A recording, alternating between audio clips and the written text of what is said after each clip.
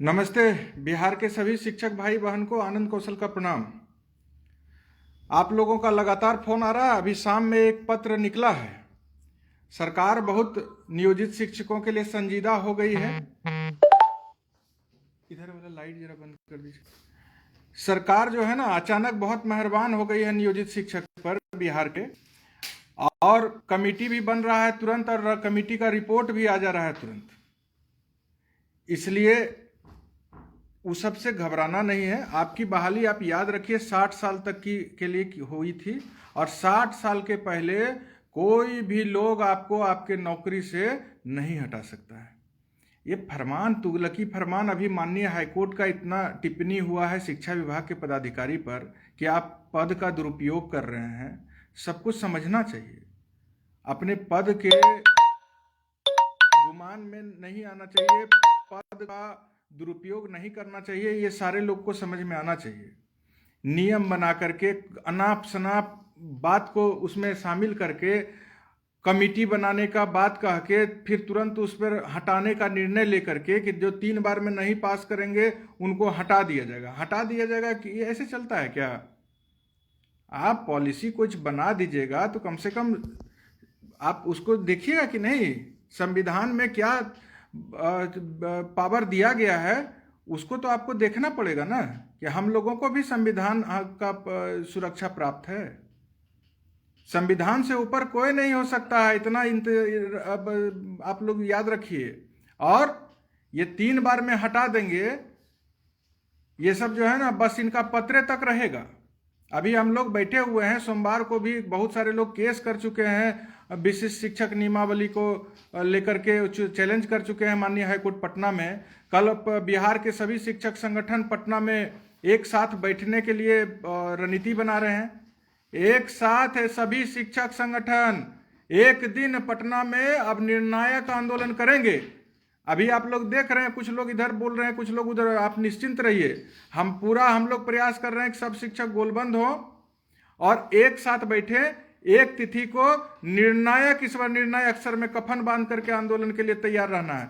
ये पत्र आया है, फोन आ रहा है, बहुत उसमें विचलित होने का जरूरत नहीं। ये तो ऐसे ही है, कुछ भी पत्र निकाल देते हैं। कभी कहते हैं हम संगठन को नहीं मानेंगे, कभी कहते हैं आप बोलिएगा तो आपको एकदम सजा दे देंगे। हमको मतलब मेरे फ्रीडम ऑफ स्पीच के राइट को हमसे छीन लेना चाहते थे। आज देखिए माननीय हाईकोर्ट पटना ने उनको क्या आईना दिखाया है।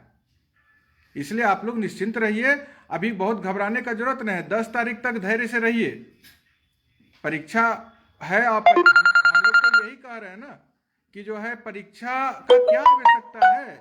एक बार परीक्षा हमारा ले लिया बिहार सरकार, बोला दक्षता परीक्षा दीजिए, 3 बार में पास नहीं करिएगा तो आपको हटा देंगे। वो परीक्षा हो गया। फिर लेके आ गया कि अभी विशिष्ट शिक्षक नियमावली ला रहे हैं, इसमें 3 बार पास नहीं करिएगा तो हटा देंगे। तमाशा है। एक बात जान लीजिए, अपने शक्ति को पहचानिए। और जो सरकार ऐसा कर रहा है ना, वो रहेगी कि नहीं रहेगी, अगले बार इसकी व्यवस्था में लग जाना पड़ेगा।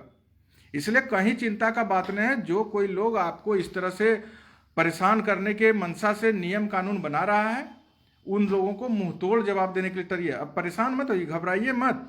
कोई भी आपको 60 साल तक की जो नौकरी है उससे हटा नहीं सकता है। बहुत सारे लोग कोर्ट भी गए हैं, हम लोग भी कोर्ट के लिए अपना याचिका दायर कर रहे हैं। तो जहां तक है न्यायपालिका के पास लोग जा रहे हैं, सब लोग इस विचार से न्यायपालिका के पास जा रहे हैं। हम सबसे अपील कर रहे हैं कि जो लोग भी न्यायालय गए हैं वो सब एक दूसरे को मदद करिए, एक ग्राउंड के साथ न्यायालय में बढ़िए। और एक डेट में गर्दनीबाग पटना विधानसभा के समक्ष महाधरना का ऐलान होना चाहिए। तो कल इसके लिए बैठक हो गई है, सब हम लोग पटना में डटे हुए हैं। और आप निश्चिंत रहिए, इस बार हमको लगता है कि सब लोग एकदम एकजुट होकर के इस जो तानाशाही है बिहार सरकार की, इसके खिलाफ हल्ला बोलेंगे और मजबूत लड़ाई लड़ी जाएगी। तमाम भाई बहन धैर्य से रहिए, 10 तारीख तक अभी इंतजार करिए।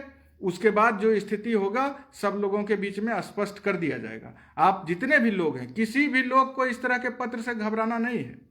ये तो ऐसा ही है, जब मन में आता है, जो मन में आता है, शिक्षा विभाग पत्र निकाल देता है तो निकाल देता है। तो इस बार इनको अपनी ताकत, अपनी एकजुटता का एहसास कराना है। न्यायालय में भी अगर हम गए हैं तो एकजुटता के साथ, कोई किसी का भी हो, उनको सपोर्ट सब मिल करके करे।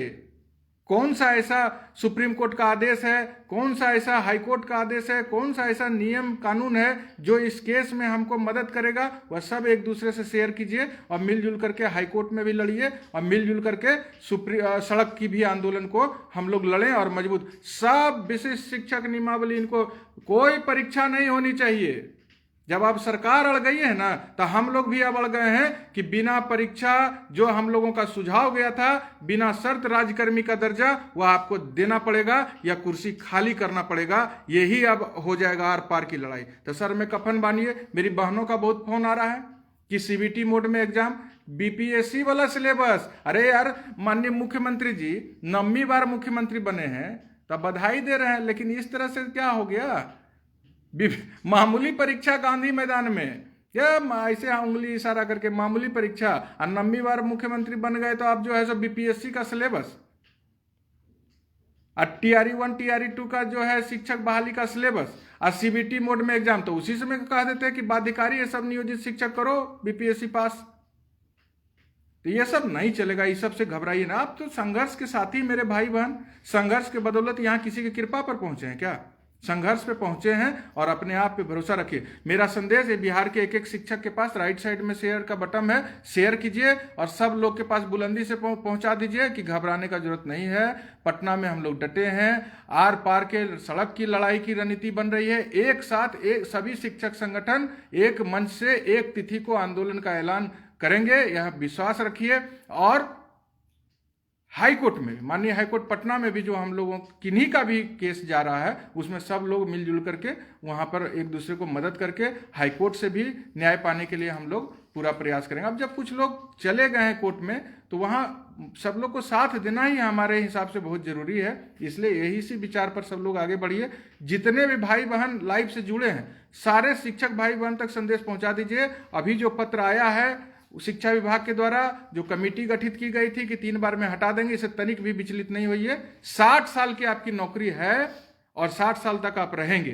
बस इसी, अभी काम कुछ जरूरी चल रहा था, बीच में पत्र आ गया तो थोड़ा सा बात कर दिए। फिर कल की बैठक होती है, उसके बाद सीधे पटना से आपके पास हम जुड़ेंगे। फिलहाल धैर्य से रहिए और निर्णायक संघर्ष के लिए तैयार रहिए। धन्यवाद। सभी शिक्षक को कोटि कोटि प्रणाम।